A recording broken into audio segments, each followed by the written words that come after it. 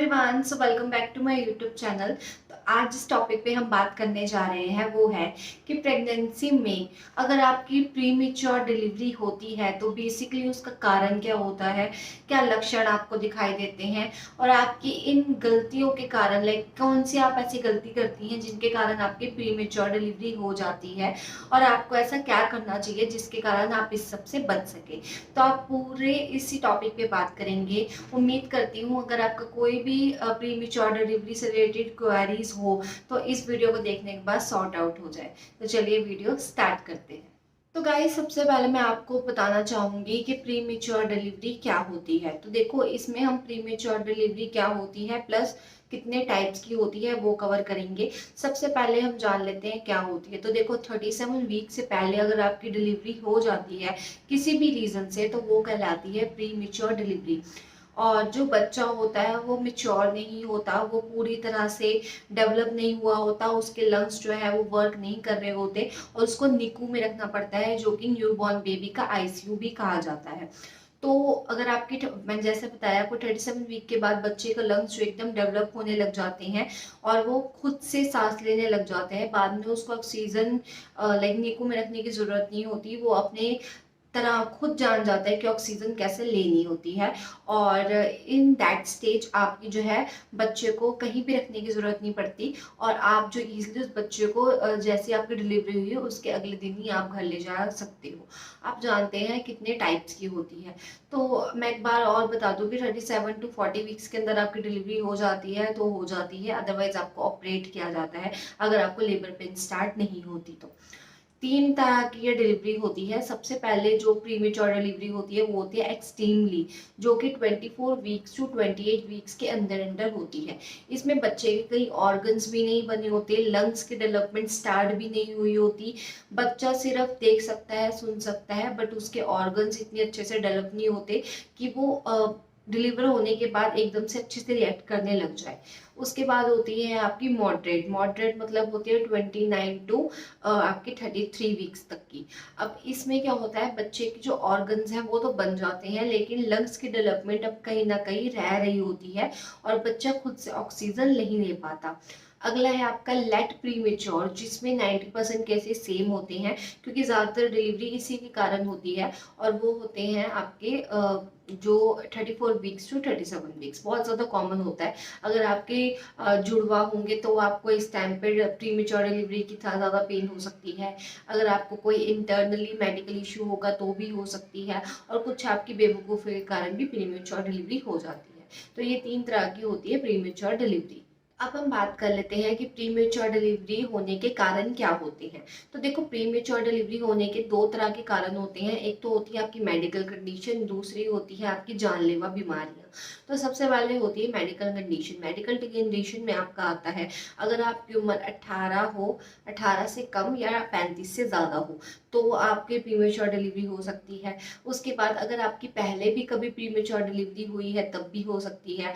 आपको high blood pressure की problem है, आपको शुगर है, आपको यूटीआई की दिक्कत है या फिर आपके ट्विन या उससे ज़्यादा प्रेगनेंसी है, तो ये सब मेडिकल कंडीशन के कारण भी आपकी प्रीमेच्योर डिलीवरी होती है। अब मैं बात कर लेती हूँ जानलेवा कौन सी होती है। तो देखो, अगर आप अल्कोहल कंज्यूम करते हो, अगर आप स्मोकिंग करते हो, आपको कोलेस्ट्रॉल की दिक्कत है, आपको बहुत ज़्यादा जो प्रेगनेंसी में शुगर होती है वो बहुत ज़्यादा बढ़ गई है, या तो आप खड़े होकर बहुत ज़्यादा काम करते हो तो मानसिक तनाव भी एक कारण रहता है। अगर आप स्ट्रेस लेवल आपका बहुत ज़्यादा हाई होता है तो इन सब कारणों के कारण भी आपकी प्रीमेच्योर डिलीवरी हो जाती है। बट ये कारण बहुत ज़्यादा आप कह लो कि कॉमन नहीं होते, बट आप पे डिपेंड करता है।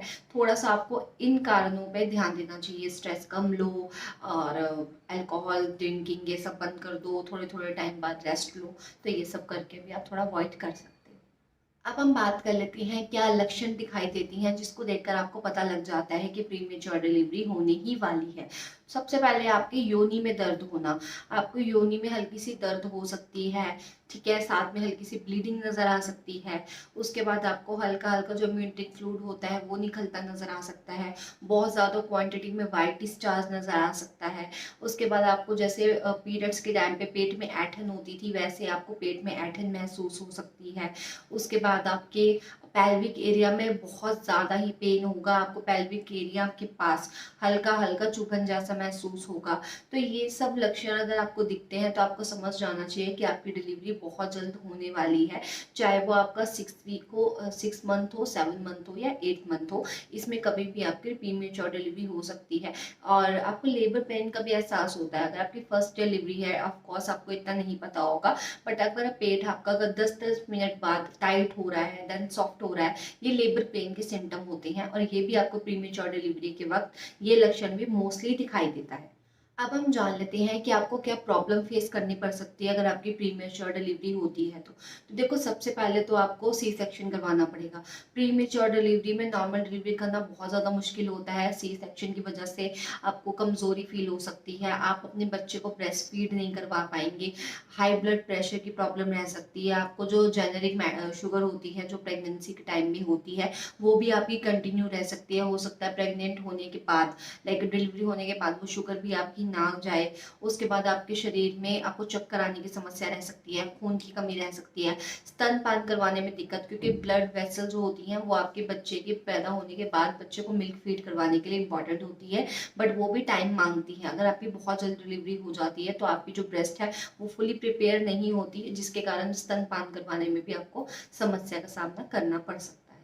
अब हम बात कर लेते हैं कि प्रीमेच्योर डिलीवरी से बचने के क्या उपाय हैं।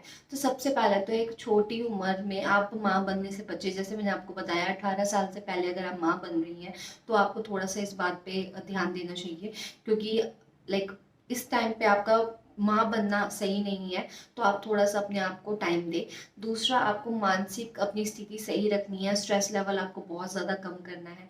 तीसरा, आपको वजाइनल डिस्चार्ज अगर हो रहा है, आपको यूटीआई है, तो आपको डॉक्टर को तुरंत दिखाकर उसके एंटीबायोटिक स्टार्ट करवानी चाहिए और अपना भी थोड़ी सेल्फ केयर करनी चाहिए। चौथा, आपको कभी भी प्लानिंग करके बेबी करना है, आपको अनप्लान्ड बेबी नहीं करना, वो भी कारण रहता है प्रीमेच्योर डिलीवरी का। पांचवा अगर मैं बात करूं तो वो होता है आपका, अगर आपको हाई ब्लड प्रेशर की प्रॉब्लम है, आपको डॉक्टर से पहले डिस्कस करना है और जितना हो सके अपने ब्लड प्रेशर पे कंट्रोल करना है। छठा है आपका वजन नियंत्रित रखें। देखो, जितना आप अपने वजन पे कंट्रोल रखेगी प्रेगनेंसी से पहले या बाद में भी, वो आपको बहुत ज़्यादा हेल्प करेगा प्रीमेच्योर डिलीवरी ना हो पाने में और आपके बेबी को हेल्थी वेल्थी बनाने में। और लास्ट है आपका अपना सप्लीमेंट और ले, अगर सप्लीमेंट नहीं ले सकते हो आप, जैसे आप खुद मिल्क कंज्यूम कर सकते हो, तो डॉक्टर आपको कैल्शियम ना देकर आपको मिल्क पीने को एडवाइस देंगे तो आप सप्लीमेंट ले सकते हो। अदरवाइज आप अच्छे संतुलित आहार ले, जंक फूड अवॉइड करें। तो ये सब कारण जले सॉरी ये सब अगर आप उपाय करते हैं तो आपकी जो प्रीमेच्योर डिलीवरी है वो नहीं होती है और बच्चे को प्रॉपर टाइम मिलता है, जिससे बच्चे का वजन भी अच्छा खासा होता है, एज वेल एज बच्चे की जो सेहत है वो भी बहुत अच्छी होती है। तो ये तो थी आज की वीडियो। उम्मीद करती हूँ आपको जो भी मैं प्रीमेच्योर डिलीवरी से रिलेटेड समझाना चाह रही थी आपको समझ आ गया होगा और जो आपके डाउट्स है वो क्लियर हो गए होंगे। तब भी अगर आपका कोई डाउट है आप मुझसे कमेंट सेक्शन में पूछ सकते हो। अब मिलती हूँ आपसे अगली वीडियो में, तब तक के लिए बाय बाय।